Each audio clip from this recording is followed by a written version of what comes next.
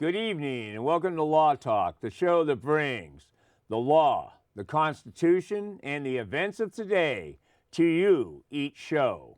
Tonight, myself, James Barrett, and Mark Malachowski are going to be covering three exciting subjects. Mark, what's our first subject for the night? Well, our first subject tonight is, Elvis Presley, who's the king of rock and roll, who was a very good performer, and he just happened to come along right when TV started being very popular. So he was actually the first rock star that was on TV. So he became incredibly famous. And now his estate is worth a lot of money from all the residuals.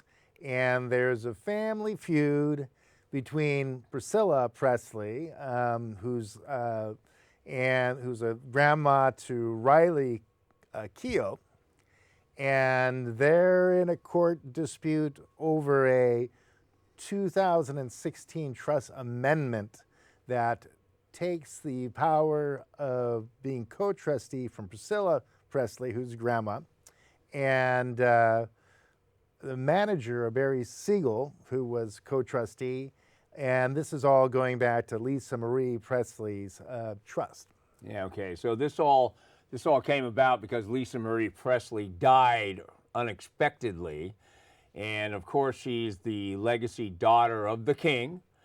And because he did start in the 50s, did follow the growth of TV, did set a standard that may never be matched in any performer or any band or any individual in history. And unfortunately, this is about greed, isn't it, Mark? Well, it's definitely a dispute over a fair amount of money. Now, there's been disputes in the past where people claim that the manager, Barry Siegel, kind of depleted the trust. That was about $100 million, and then that got, funds taken out of that. And then looking at the value of the trust, could be upwards worth about $850 million. So there's a lot of money riding on this one.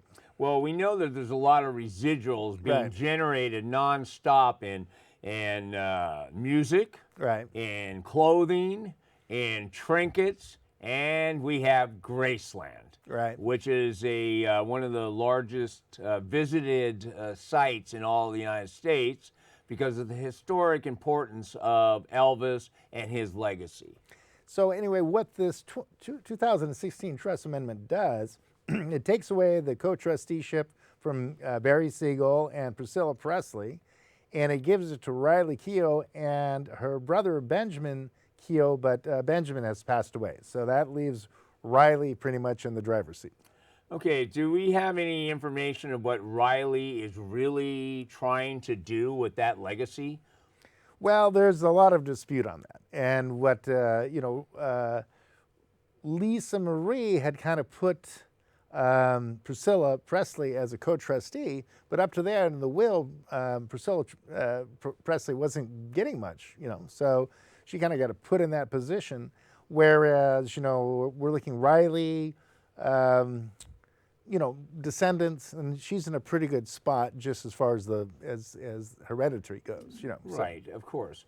And what's interesting about all of this is you wonder, why would that Mr. Siegel, Barry Siegel, be involved at all? And what I do understand, there was a lot of mismanagement of Lisa Marie's money under Barry Siegel, but they don't seem to implicate Priscilla in the misuse of that money.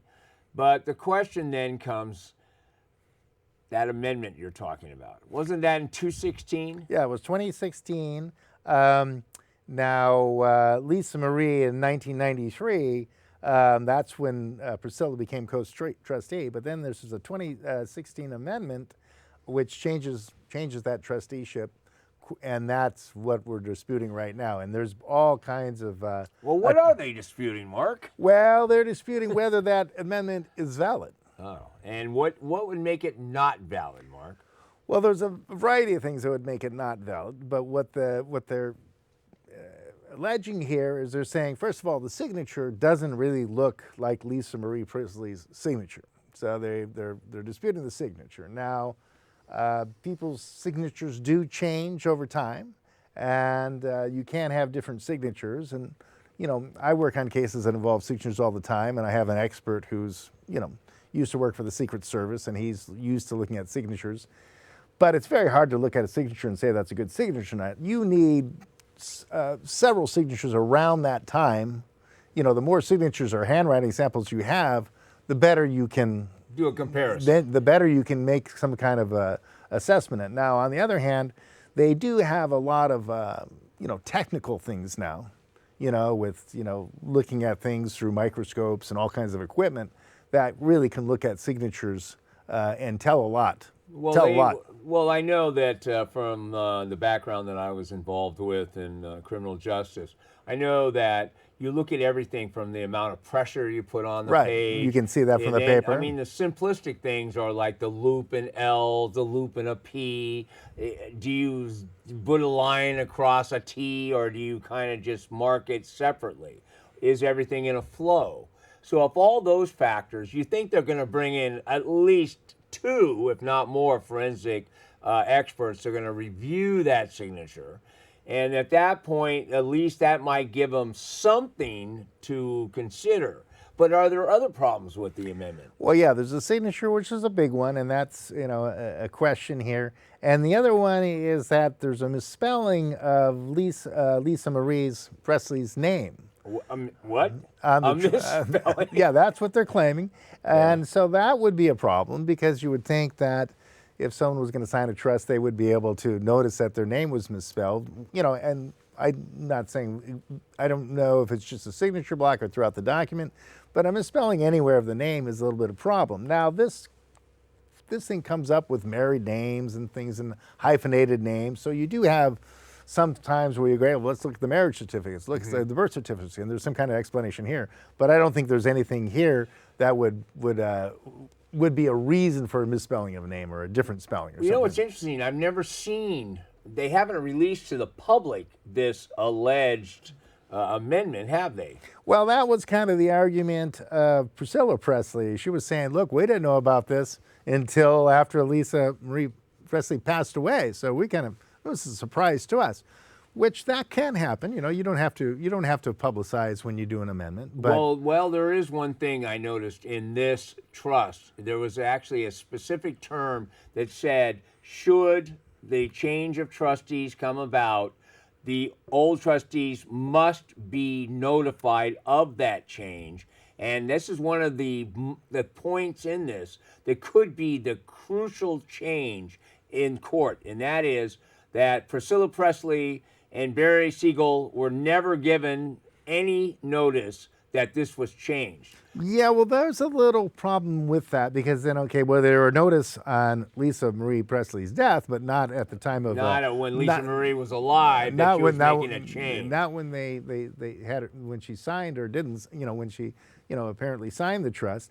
And there's also some questions about the dates, like maybe some dates were added later, or there was a PDF or something like that. So, and that's always a problem.